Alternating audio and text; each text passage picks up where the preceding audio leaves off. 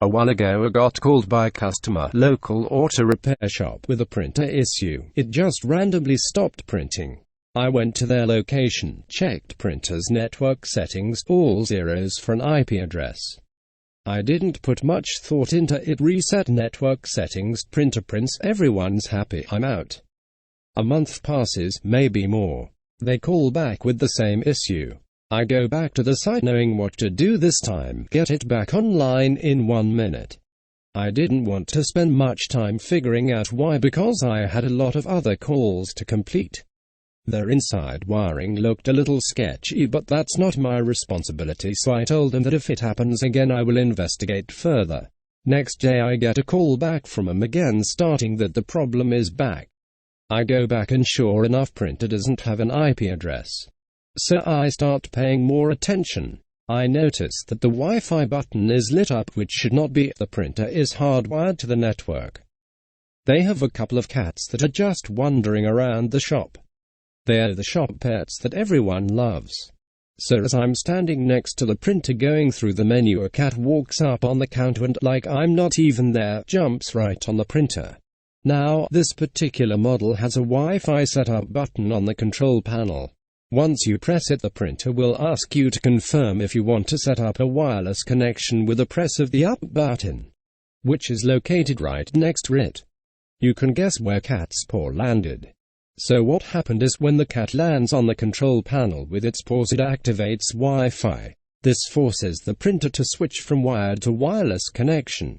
It tries to connect to the network unsuccessfully and stays on Wi-Fi, resulting in printer losing network connection.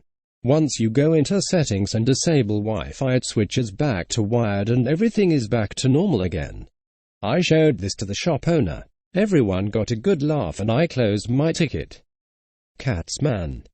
Mine is the reason I learned that there is a button on my gaming laptop that changes the fan setting.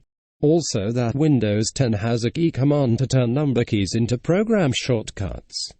My mum's cat taught her that there is a keyboard shortcut to flip your screen upside down, but it didn't teach her what the shortcut was. Fortunately, due to my misspent youth annoying my classmates, I did know it and was able to flip it back for her. Control plus Alt plus arrow key of your choice if you are interested. Though I have no idea why someone at MS thought it was necessary to include a keyboard shortcut for that. Like a lot of companies right now, we are looking at our options for setting up users for working from home.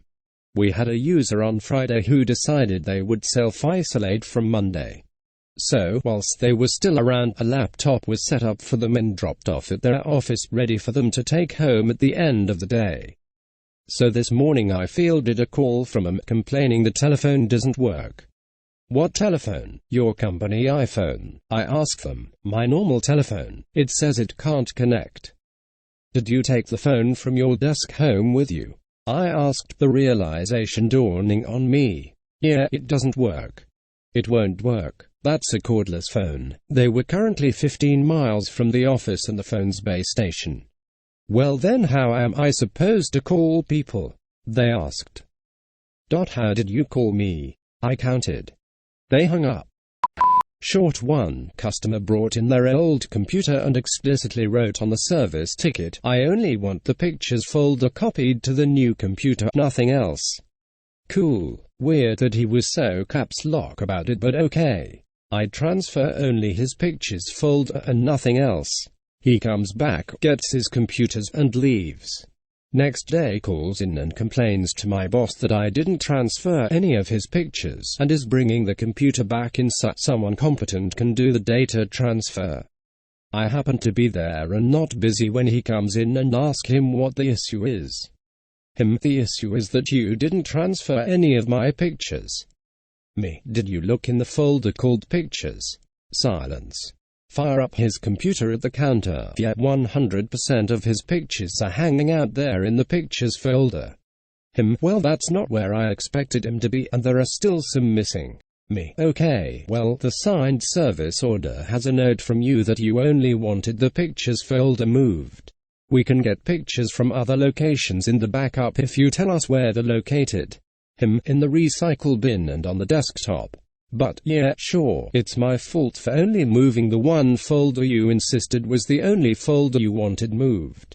Couldn't convince him keeping files in the recycle bin as safe storage was a bad idea either, and he made me put a few thousand pictures back into the recycle bin. Fuck me. Way back in the day I had a lady get in my face for emptying her recycle bin.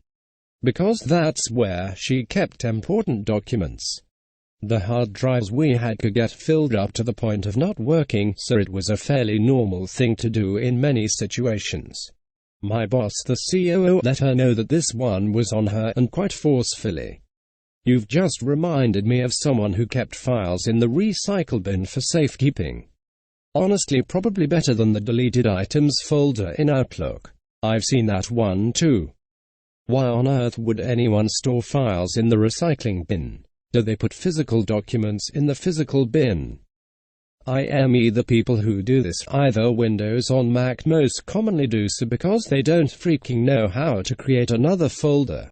So there's the recycle bin, trash, as another ready-made destination to sort files into. Asterisk screams internally, no wait, I hear myself, oh I am screaming IRL. And I can't seem to stop, ha asterisk. It's actually very eco-friendly of them, that way they can reuse the same documents and just write something else on them.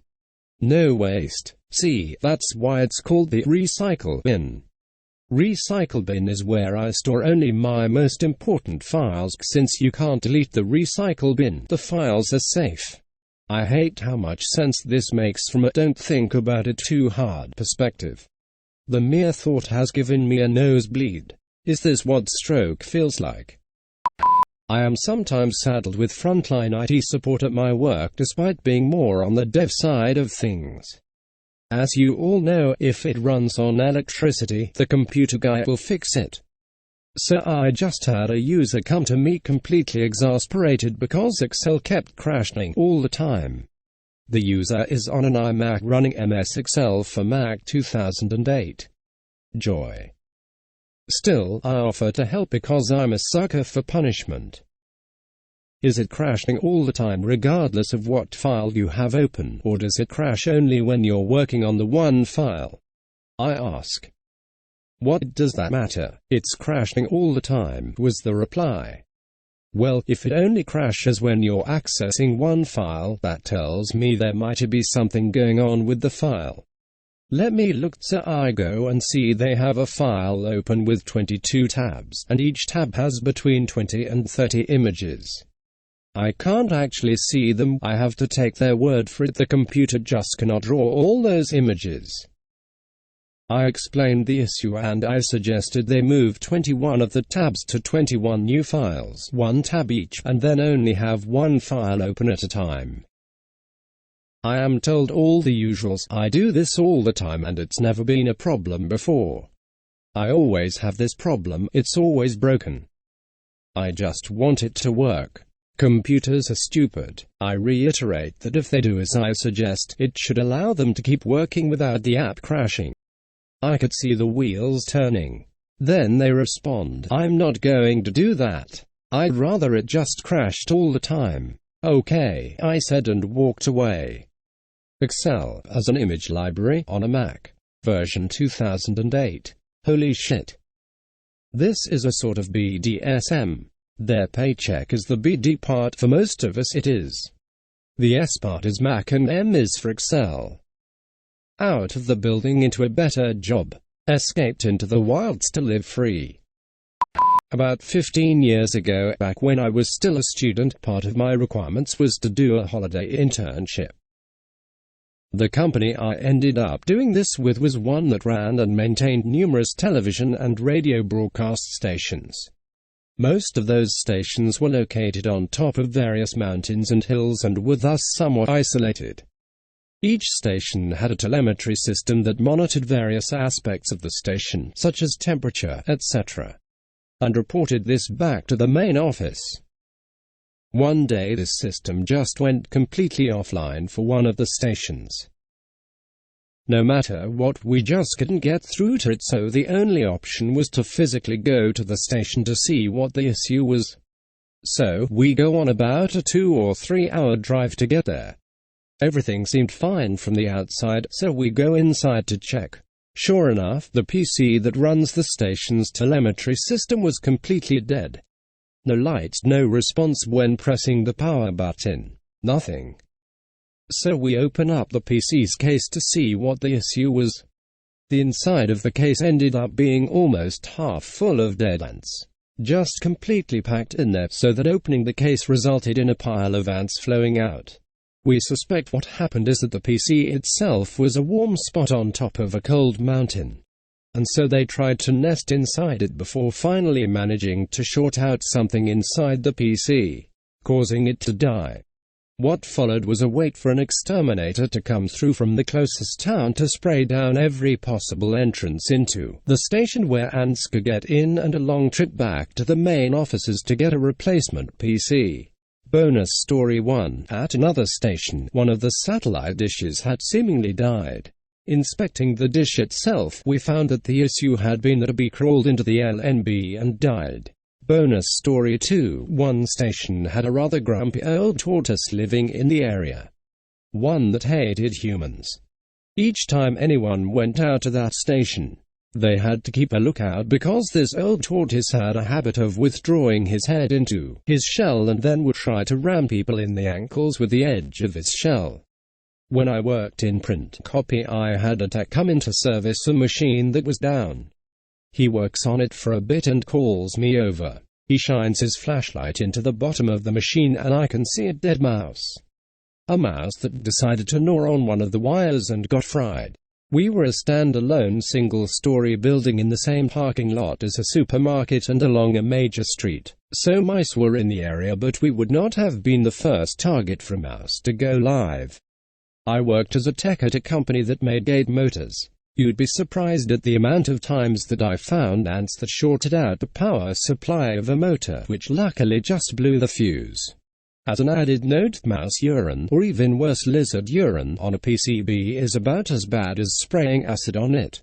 We had a power supply that looked like it got about 5 years worth of water damage. The tracks were literally starting to peel off the PCB. Serial showed it was only 6 months old. Hey, you watched all of this video. Thank you so much. Subscribe and watch another content by me.